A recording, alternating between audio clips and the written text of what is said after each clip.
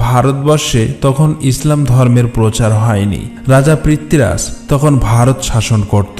রাজা পৃথ্বীরাজ প্রতিনিয়ত তার প্রহরীদের নিয়ে পূজা করার জন্য মন্দিরে যাতায়াত করত। ভারতের মানুষ তখন দেবদেবী এবং অগ্নি পূজা করত, অজ্ঞতা আর কুসংস্কারে ডুবেছিল। ওই সময় একদিন রাতে হযরত খাজা মঈনুদ্দিন চিশতি রহমাতুল্লাহ আলাইহি তার নিজ গৃহে শায়িত ছিলেন। গভীর রজনীতে তিনি স্বপ্নে দেখলেন রাসূল সাল্লাল্লাহু আলাইহি ওয়াসাল্লাম বলছেন, হে খাজা মঈনুদ্দিন, তুমি হিন্দুস্তানে যাও, সেখানে গিয়ে দ্বীনের দাওয়াত দাও, ইসলাম ধর্ম প্রচার করো। হিন্দুস্তানের মানুষ কুসংস্কারের মধ্যে পড়ে আছে, তুমি যাও, তাদেরকে আল্লাহর পথে ফিরিয়ে আনো। এই স্বপ্ন দেখে খাজা মঈনুদ্দিন চিশতি জাগ্রত হলেন। অতঃপর দেরি না করে পরের দিন খাজা মঈনুদ্দিন চিশতি বেশ কয়েকজন সঙ্গী সাথী সহ হিন্দুস্তানের পথে রওনা হলেন। বেশ কয়েকদিন অনেক পথ অতিক্রম করার পর ভারতের রাজস্থানের আজমির নামক স্থানে প্রবেশ করলেন। সেখানে তখন রাজা পৃথ্বীরাজ শাসন করত। তার বিরুদ্ধে কথা বলে এমন কারো সাহস ছিল না। এদিকে খাজা মঈনুদ্দিন চিশতি ও তার সঙ্গী সাথীরা অনেক পথ অতিক্রম করে ক্লান্ত হয়ে পড়েছিল। তাই খাজা মঈনুদ্দিন চিশতি এবং তার সঙ্গীরা আজমিরের তারাগাড় পাহাড়ের নিচে বিশ্রাম নিচ্ছিলেন। ঠিক ওই সময় নামাজের সময় হয়ে গিয়েছিল।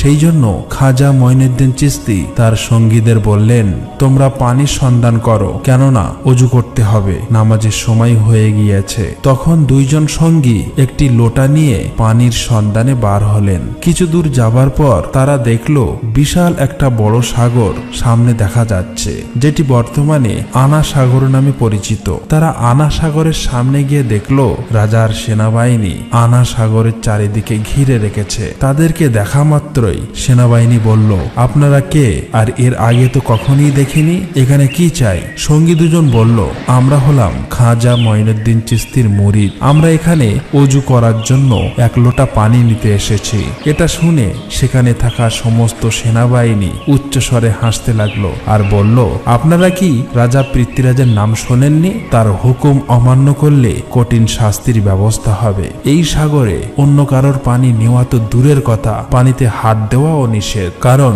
এই পানি তাহলে অপবিত্র হয়ে যাবে। এই কথা বলে তাদেরকে তাড়িয়ে দিলেন। দুইজন সঙ্গী ব্যথাভরা মন নিয়ে খাজা মঈনুদ্দিন চিশতির নিকটে ফিরে আসলেন। তখন খাজা মঈনুদ্দিন চিশতি বললেন, তোমাদের কি হয়েছে? তোমরা কি পানির সন্ধান পাওনি? এবার ওই দুজন বলল, হুজুর, পানি তো পেয়েছি, কিন্তু আমাদের দেয়নি, তাড়িয়ে দিয়েছে, আর বলেছে রাজা পৃথ্বীরাজ এই পানি নেওয়ার জন্য কারো অনুমতি দেয় না, তার হুকুম অমান্য করলে কঠিন শাস্তি দিতে বাধ্য হবে। তাদের সব কথা শুনে খাজা মঈনুদ্দিন চিশতি আল্লাহর দরবারে দোয়া করার পর তাদেরকে বললেন, তোমরা আনা সাগরের সামনে গিয়ে বলবে খাজা মঈনুদ্দিন চিশতি আমাকে পাঠিয়েছে। অতঃপর দুইজন সঙ্গী আবারও ওযুর পানি আনার জন্য রওনা হলেন। তারা যখন আনা সাগরের সামনে গিয়ে হাজির হলো, সেনাবাহিনীরা তাদেরকে দেখে বলল, কি ব্যাপার, তোমরা আবার এসেছো কেন? তখন তারা বলল, ওযুর পানি নিতে এসেছি। সেনাবাহিনী বলল, বলেছি না পানি দেওয়া যাবে না? রাজা পৃথ্বীরাজ শুনলে এতক্ষণ তোমাদের হয়তো জীবন চলে যেত, আমরা কোনো মতেই পানি দেব না। তখন তারা বলল, আমরা তোমাদের কাছে পানি চাইব না, এই আনা সাগরের কাছেই পানি চাইতে এসেছি। এই কথা শুনে সেখানে থাকা সমস্ত সেনাবাহিনী উচ্চস্বরে হাসতে লাগলো। ঠিক ওই সময় তারা আল্লাহর দরবারে দোয়া করার পর হাতে থাকা লোটাটি এগিয়ে দিয়ে বলল, হে আনা সাগর, আমরা খাজা মঈনুদ্দিন চিশতি রহমাতুল্লাহ আলাইহির মুরিদ, খাজা মঈনুদ্দিন চিশতি আমাদেরকে পাঠিয়েছে, আল্লাহর হুকুমে এই লোটার মধ্যে চলে এসো। এই কথা বলার সাথে সাথে এক নিমেষেই সেই বিশাল আনা সাগরের পানি লোটার মধ্যে চলে এলো। চোখের সামনে এমন বিস্ময়কর অলৌকিক ঘটনা দেখার পর সেখানে থাকা সমস্ত সেনাবাহিনী বিস্ময়ে হতবাক হয়ে গেলেন। দেরি না করে সাথে সাথে তারা কলেমা পড়ে ইসলাম ধর্ম গ্রহণ করলেন। আর কিছুজন ছিল কট্টর হিন্দুত্ববাদী। তাদের মনে হয়েছিল এটি কোনো জাদুর প্রভাব, তাই তারা পৃথ্বীরাজকে খবর দেওয়ার জন্য দ্রুত রাজ দরবারে চলে আসলেন। রাজা পৃথ্বীরাজ তাদেরকে দেখে বললেন, কি ব্যাপার, তোমাদের চোখে মুখে এমন ভয়ের চিহ্ন দেখাচ্ছে কেন? তখন তারা বলল, রাজামশাই, সর্বনাশ হয়ে গেছে। রাজা পৃথ্বীরাজ বলল, কি হয়েছে? তখন তারা বলল, রাজামশাই, কোথা থেকে যেন এক বিশাল বড় জাদুঘর এখানে এসেছে, দেখলে তাদের ফকির মনে হবে, কিন্তু তারা তাদের জাদুর প্রভাবে সমস্ত আনাসাগরের পানি একটি লোটার মধ্যে নিয়ে নিয়েছে। এই কথা শোনা মাত্রই রাজা পৃথ্বীরাজের মাথায় যেন আকাশ ভেঙে পড়ল। জীবনে সে অনেক জাদুঘর দেখেছে, কিন্তু এমন জাদুর প্রভাব সে কখনোই শুনেনি। তাই নিজের চোখে দেখার জন্য দ্রুত সেনাবাহিনীদের নিয়ে সেই আনাসাগরের কাছে যাওয়ার উদ্দেশ্যে রওনা হলেন। আনাসাগরের পাশ দিয়ে যাওয়ার সময় লক্ষ্য করে দেখলেন সমস্ত আনাসাগরে এক বিন্দু পানি মাত্র নেই। এদিকে সমস্ত আজমিরের লোক দলে দলে খাজা মঈনুদ্দিন চিশতি রহমাতুল্লাহ আলাইকে দেখার জন্য সেখানে যেতে লাগলেন। খাজা মঈনুদ্দিন চিশতি এবং তার সঙ্গীরা নামাজ শেষ করে বসেছিল। হঠাৎ তখনই রাজা পৃথ্বীরাজ সেখানে হাজির হলেন। দেখলেন ইতিমধ্যেই অনেক হিন্দু ইসলাম ধর্ম গ্রহণ করেছে। এটা দেখে রাজা মনে মনে খুবই রাগান্বিত হলেন। রাজা পৃথ্বীরাজ ছিল খুবই চালাক, কট্টর হিন্দুত্ববাদী। পৃথ্বীরাজ বললেন, আপনি কে আর কোথায় থেকে এখানে এসেছেন? তখন তিনি বললেন, আমার নাম খাজা মঈনুদ্দিন চিশতি। আল্লাহর হুকুমে আর রাসূল সাল্লাল্লাহু আলাইহি ওয়াসাল্লামের নির্দেশে আমি এখানে এসেছি। পৃথ্বীরাজ বললেন, আপনি আপনার জাদুর প্রভাবে এই পানি কেন শুকিয়ে দিয়েছেন? তখন খাজা মঈনুদ্দিন চিশতি বললেন, আমি কোনো জাদুকর নই, আমি হলাম আল্লাহর বান্দা। আল্লাহর হুকুম পালন করার জন্যই পানি আনতে গিয়েছিলাম, কিন্তু পানি না দেওয়ার কারণে এই পানি আল্লাহ শুকিয়ে দিয়েছে। এই কথা শুনে সেখানে থাকা সমস্ত লোক বিস্ময়ে হতবাক হয়ে এক দৃষ্টিতে খাজা মঈনুদ্দিন চিশতির দিকে তাকিয়ে রইলেন। পৃথ্বীরাজ ছিল খুবই চালাক এবং প্রতারক। সে বুঝতে পেরেছে এ সাধারণ কোনো মানুষ নয়। তাই সে কান্নার অভিনয় করে নত হয়ে বললেন, ঠিক আছে, আমাদের সবার কষ্ট হলেও কোনো অসুবিধা নেই, কিন্তু ছোট বাচ্চা এবং নিরপরাধ সাধারণ মানুষের কথা চিন্তা করে পানি আবার আগের জায়গায় ফিরিয়ে দিন। দয়া করে এই অনুরোধটুকু রাখুন। এই কথা শুনে খাজা মঈনুদ্দিন চিশতি দুইজনকে ওই লোটা নিয়ে আনা সাগরের দিকে যাওয়ার নির্দেশ দিলেন। দুইজন সঙ্গী লোটা নিয়ে আনা সাগরের কাছে গেল এবং ওই লোটাটি আনা সাগরে রাখার সাথে সাথেই আনা সাগর আবার আগের মতো পানিতে পরিপূর্ণ হয়ে গেল। এই সমস্ত ঘটনা দূর থেকে তারা দেখছিল।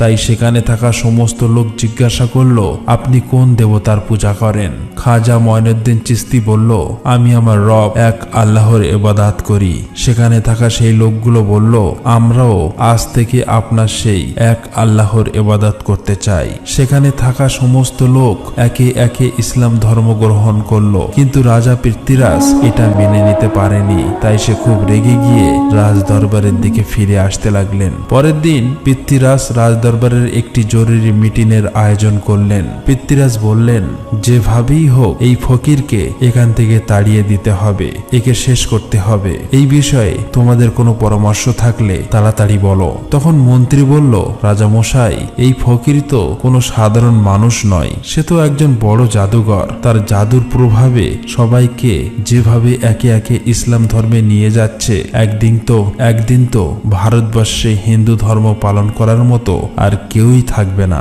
তার সাথে মোকাবেলা করতে হলে বিশাল বড় জাদুঘরের দরকার। তখন সেখানে থাকা একজন সেনাবাহিনী বলল, রাজামশাই, আমাদের দেশে এর চেয়েও একজন বড় জাদুঘর আছে। তখন পৃথ্বীরাজ বলল, তার নাম কি? তখন সেনাবাহিনীটি বলল, সে হলো জয়পাল জাদুকর। পৃথ্বীরাজ বলল, যাও, তাকে তোমরা এই রাজদরবারে নিয়ে এসো। অতঃপর কয়েকজন সৈন্যবাহিনী জয়পাল জাদুকরের সাথে সাক্ষাৎ করার জন্য রওনা হলেন। কিছুক্ষণ পর জয়পাল জাদুকরের বাড়ির কাছে গিয়ে দেখল জয়পাল আকাশে ভাসমান অবস্থায় গভীর ধ্যানে মগ্ন। তাদেরকে দেখা মাত্রই নিচে নেমে আসলো এবং বলল, রাজা পাঠিয়েছে তোদের। এমন কথা শুনে সেনাবাহিনীরা অবাক হয়ে গেল। তারা মনে মনে ভাবতে লাগলো, আর কোনো চিন্তা নেই, এইবার তাদের কাজ সম্পূর্ণ হবে। সমস্ত কথা জয়পাল জাদুকরের সাথে তারা খুলে বলল। অতঃপর তারা দেরি না করে জয়পাল জাদুকরকে রাজ দরবারে নিয়ে হাজির করলো। জয়পাল বললেন, রাজামশাই, আমাকে ডেকেছেন কেন? রাজা পৃথ্বীরাজ বললেন, শুনেছি আপনি ভারতবর্ষের সবচেয়ে বড় জাদুকর। আমরা তো সবাই একটা সমস্যার মধ্যে পড়ে গেছি, তোমাকে এটা উদ্ধার করতে হবে। তখন জয়পাল বললেন, বলুন, আপনার জন্য কি করতে পারি? পৃথ্বীরাজ বললেন, আপনিও হিন্দু আর আমরা সবাই হিন্দু, কিন্তু কোথা থেকে এক ফকির এসে একে একে সবাইকে তার জাদুর প্রভাব দেখিয়ে হিন্দু ধর্ম ত্যাগ করে ইসলাম ধর্মে নিয়ে যাচ্ছে। তার সাথে তোমার মোকাবেলা করতে হবে। তা তাকে যদি তুমি দেশ থেকে তাড়াতে পারো অথবা একেবারে শেষ করে দিতে পারো তাহলে তোমার জন্য মহামূল্যবান পুরস্কার রয়েছে। এই কথা শুনে জয়পাল বললেন, মহারাজ আপনি চিন্তা করবেন না, কত বড় বড় জাদুঘর আমার কাছে নত স্বীকার করেছে, আর ও তো সামান্য একজন ফকির, ওকে শেষ করে তবেই আমি তোমার সামনে হাজির হব। অতঃপর আর দেরি না করে জয়পাল জাদুকর তার জাদুর সাহায্যে গরিবে নওয়াজ খাজা মঈনুদ্দিন চিশতি রহমাতুল্লাহ আলাইকে খুঁজতে লাগলেন। কিছু দূর যাবার পর জয়পাল জাদুকর দেখলো গরিবে নওয়াজ খাজা মঈনুদ্দিন চিশতি তারাগাড় পাহাড়ে একটি পাথরের এক কোণে আল্লাহর ইবাদতে মগ্ন আছে, কোনো দিক তাকাচ্ছে না। এটা দেখে জয়পাল জাদুকর পিছন দিক থেকে ওই দিকে এগিয়ে গেল।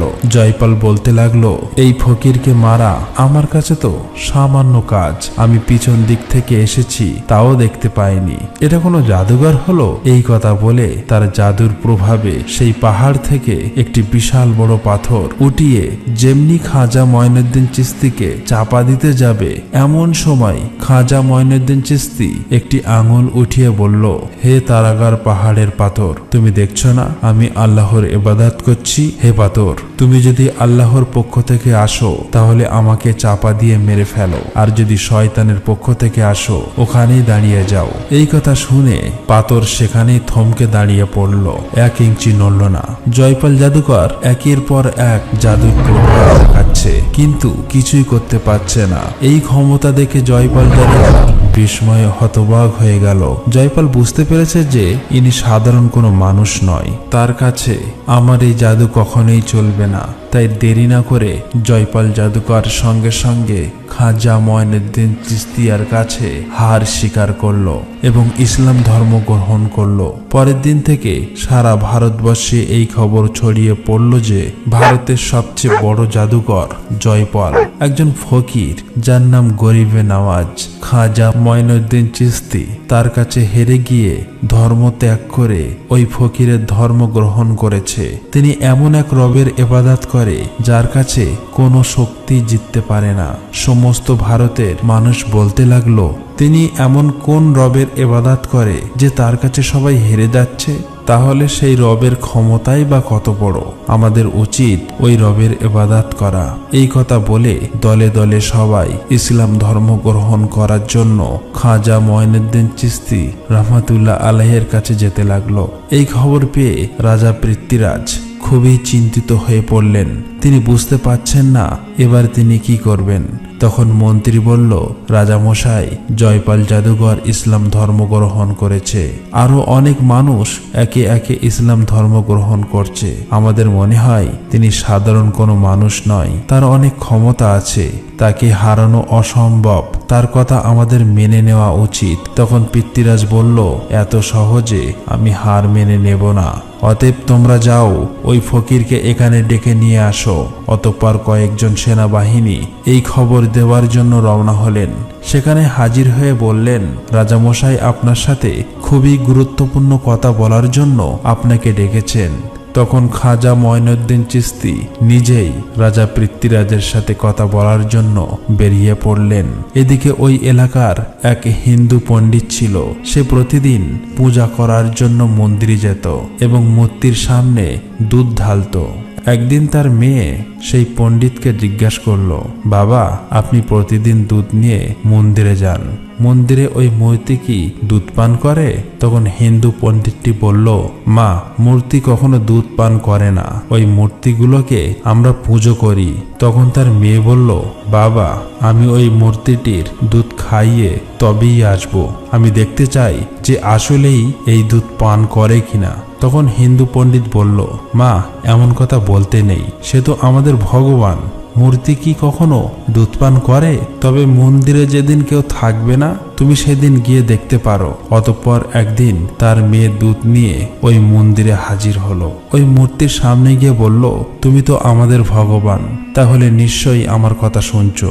আমি আজ দুধ নিয়ে এসেছি, তুমি এই দুধ পান করে নাও। কিন্তু মূর্তির কাছ থেকে কোনো উত্তর পেল না। মেয়েটি আবার বলল, কি ব্যাপার, আমার কথা কি শুনতে পাচ্ছ না? তুমি দুধ পান করে নাও, আমি স্বচক্ষে এটা দেখতে চাই। কিন্তু মূর্তির কাছ থেকে কোনো উত্তর এলো না। তখন মেয়েটি নিজেই মাথা ঠুকে রক্ত ঝরাতে লাগলো, জোরে জোরে কাঁদতে লাগলো। ঠিক ওই সময় গরিবে নওয়াজ খাজা মঈনুদ্দিন চিশতি ওই স্থান দিয়ে যাচ্ছিলেন। কান্নার আওয়াজ শুনে তিনি ওই মন্দিরের মধ্যে প্রবেশ করলেন এবং দেখলেন একজন মেয়ের মাথা দিয়ে রক্ত ঝরছে এবং জোরে জোরে ক্রন্দন করছে। তখন খাজা মঈনুদ্দিন চিশতি তাকে জিজ্ঞেস করলেন, মা, তোমার কি হয়েছে? মেয়েটি বলল, দেখুন না বাবাজি, আমি দুধ নিয়ে এসেছি এই মূর্তিকে খাওয়াবো বলে, কিন্তু সে কিছুতেই আমার কথা শুনছে না। তখন খাজা মঈনুদ্দিন চিশতি বললেন, মা, মূর্তি কখনো কথা বলতে পারে না এবং খেতেও পারে না। তখন মেয়েটি আবারও নিজের মাথা ঠুকে রক্ত ঝরাতে লাগলো। মেয়েটির এমন ভক্তি দেখে খাজা মঈনুদ্দিন চিশতি অবাক হলেন। তাই মূর্তির সামনে গিয়ে মূর্তিটির কান ধরে বললেন, আমি খাজা মঈনুদ্দিন চিশতি বলছি, তুমি কি শুনতে পাচ্ছ না? এই অসহায় নিষ্পাপ মেয়েকে তুমি কাঁদাচ্ছ কেন? এই দুধগুলো খেয়ে নাও। এই কথা বলার সাথে সাথেই ওই মূর্তি দুধ খাওয়া শুরু করলো। এটা দেখে মেয়েটি খুবই খুশি হলো এবং আনন্দে সেখান থেকে চলে আসলো। মেয়েটি যখন গ্রামে প্রবেশ করলো, অনেকেই বলতে লাগলো, এই মেয়েটি হয়তো কোনো অপকর্ম করে এসেছে, সবাই কলঙ্কিত করছে। এখন আমাদের কি হবে? সেখানে ওই মেয়েটির বাবাও উপস্থিত ছিল। তারা সবাই বলতে লাগলো, কি ব্যাপার, তোমার এই অবস্থা কেন? মেয়েটি বলল, বাবা, আমি মূর্তিকে দুধ খাইয়ে এসেছি। এই কথা শুনে সবাই অবাক হলো এবং বলল, এই মেয়ে মিথ্যা বলছে, মূর্তি কখনো দুধ খায় না, নিজেই অপকর্ম লুকানোর চেষ্টায় আমাদেরকে ধোঁকা দিচ্ছে। মেয়েটি তখন কাঁদতে কাঁদতে বিনয়ের সাথে বলল, আমি অনেক বলার পরেও মূর্তি যখন দুধ খায়নি, তখন নিজে মাথা ঠুকে রক্ত ঝরিয়েছি। ঠিক ওই সময় এক ফকির বাবা এসে মূর্তির কান ধরে বলল, দুধ খেয়ে নাও। আর সাথে সাথে এই ফকির বাবার কথায় মূর্তি দুধ খাওয়া শুরু করলো। তখন সেখানে থাকা সমস্ত লোক আশ্চর্য হয়ে গেল এবং বলল, কে ওই ফকির বাবা? মেয়েটি বলল, আমি ওই ফকির বাবাকে চিনি না, তবে মনে হয় আশেপাশে কোথাও আছে। তারা সবাই খাজা মঈনুদ্দিন চিশতিয়ার সাথে সাক্ষাৎ করার উদ্দেশ্যে বেরিয়ে পড়লেন। এদিকে খাজা মঈনুদ্দিন চিশতি ততক্ষণে পিতৃরাজের দরবারে এসে হাজির হলেন। পিতৃরাজ বললেন, হে ফকির বাবা, তুমি কি চাও? খাজা মঈনুদ্দিন চিশতি বললেন, আমি ভারতের মানুষকে অন্ধকার থেকে দূরে সরিয়ে কোরআনের আলো দিয়ে আলোকিত করতে চাই। আমি চাই সবাই কুসংস্কার ছেড়ে তওবা করে আল্লাহর পথে ফিরে আসুক, যিনি পৃথিবীর মালিক, যিনি আখিরাতের মালিক, যিনি বললেই এক নিমেষেই সব হয়ে যায়। আমাদের সবার রিজিকের মালিক, জন্ম মৃত্যু সবকিছু তারই ক্ষমতা। সেই মহান আল্লাহ তাআলার ইবাদত করতে চাই, আমি কারো ক্ষতি চাই না। তিনি যখন এসব কথা বলছে, ঠিক ওই সময় একজন ইসলাম বিদ্বেষী ব্যক্তি তার আধ্যাত্মিক ক্ষমতা পরীক্ষা করতে এসে বলল, তিনি যদি সত্যিকারের আধ্যাত্মিক শক্তিধর হন, তবে পানি থেকে আগুন তৈরি করে দেখান। খাজা মঈনুদ্দিন চিশতি রহমাতুল্লাহ আলাইহে আল্লাহর নাম স্মরণ করে পানির উপর ফুঁ দিলেন এবং সেই পানি থেকে আগুন বের হতে শুরু করে। চোখের সামনেই এমন বিস্ময়কর অলৌকিক ঘটনা দেখে ওই ব্যক্তি খাজা মঈনুদ্দিন চিশতির কাছে ক্ষমা চায় এবং তার ক্ষমতায় বিশ্বাসী হয়ে সাথে সাথেই ইসলাম ধর্ম গ্রহণ করে। ওই সময় এই রাজদরবারের সমস্ত মানুষ সহ রাজা পৃথ্বীরাজও বুঝতে পেরেছিলেন যে এমন আল্লাহওয়ালা মানুষের সাথে কখনোই মোকাবেলা করা সম্ভব নয়। অনেক অলৌকিক ঘটনা দেখার পর তারা আর দেরি করলেন না, ক্ষমা চাইলেন এবং সঙ্গে সঙ্গে তারা খাজা মঈনুদ্দিন চিশতির হাতে হাত দিয়ে মুরিদ হয়ে গেলেন এবং ইসলাম ধর্ম গ্রহণ করলেন। খাজা মঈনুদ্দিন চিশতি তাদেরকে ক্ষমা করে দিলেন। অতঃপর খাজা মঈনুদ্দিন চিশতি সেখান থেকে চলে আসলেন। খাজা মঈনুদ্দিন চিশতি তার সঙ্গী সাথী সহ তারাগার পাহাড়ের ওই স্থানে অবস্থান করলেন। খাজা মঈনুদ্দিন চিশতি যখন এক স্থানে আল্লাহর ইবাদতে মগ্ন ছিলেন, ঠিক ওই সময় হিন্দু পণ্ডিত সহ ওই লোকগুলো ওই স্থান দিয়ে যাচ্ছিলেন। তখন হিন্দু পণ্ডিতের ওই মেয়েটি বলল, ওই দেখুন, ওই যে ফকির বাবা বসে আছে, ওই ফকির বাবার কথাই মূর্তি দুধ খেয়েছিল। তখন তারা একে একে সবাই খাজা মঈনুদ্দিন চিশতি রহমাতুল্লাহ আলাইহির কাছে হাজির হলেন এবং বললেন, হে ফকির বাবা, আপনি কে? আর আপনি কোন এমন জাদু জানেন যে আপনার কথায় মূর্তি দুধ খেয়েছে? খাজা মঈনুদ্দিন চিশতি বললেন, আমি তো আল্লাহর এক বান্দা, আমার কথায় কিছুই হয় না। আমার আল্লাহ যা বলে তাই হয়ে যায়, আমি সেই আল্লাহর ইবাদত করি। তখন তারা বলল, আমরা আজ থেকে সেই আল্লাহর ইবাদত করতে চাই। এই ভারতে তো সবাই একে একে ইসলাম ধর্ম গ্রহণ করেছে, আমাদেরকেও ইসলাম ধর্ম গ্রহণ করিয়ে দিন। অতঃপর তারা সকলেই ইসলাম ধর্ম গ্রহণ করলেন। এই ঘটনার কয়েকদিন পর খাজা মঈনুদ্দিন চিশতি সেখানে একটি জঙ্গলের মধ্য দিয়ে যাচ্ছিলেন। যাওয়ার সময় দূরে লক্ষ্য করে দেখলেন কয়েকজন হিন্দু পণ্ডিত এবং সেখানে থাকা বিভিন্ন লোকজন অগ্নি পূজা করছে। এটা দেখে খাজা মঈনুদ্দিন চিশতি তাদের দিকে এগিয়ে গেলেন এবং বললেন, আপনারা আগুন পূজা করছেন কেন?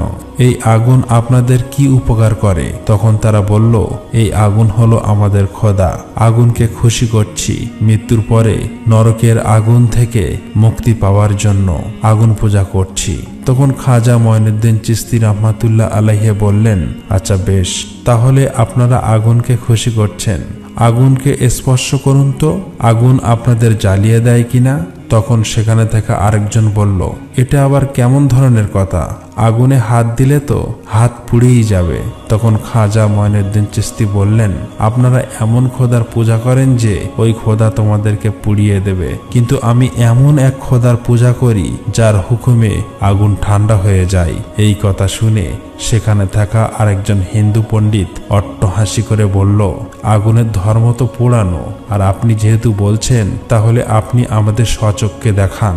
তখন খাজা মঈনুদ্দিন চিশতি রাহমাতুল্লাহ আলাইহি আগুনকে লক্ষ্য করে বললেন, হে আগুন, আমি আল্লাহর এক বান্দা খাজা মঈনুদ্দিন চিশতি বলছি, আল্লাহর হুকুমে তুমি ঠান্ডা হয়ে যাও। এই কথা বলে খাজা মঈনুদ্দিন চিশতি আগুনের মধ্যে প্রবেশ করলেন। কিন্তু তারা অবাক হয়ে দেখলেন খাজা মঈনুদ্দিন চিশতি আগুনের মধ্যে প্রবেশ করল, কিন্তু একটুও পুড়ে যায়নি। এই অলৌকিক ঘটনা স্বচক্ষে দেখার পর তারা সবাই অবাক হয়ে গেলেন এবং বললেন, আপনি কে আর আপনি কোন খোদার ইবাদত করেন?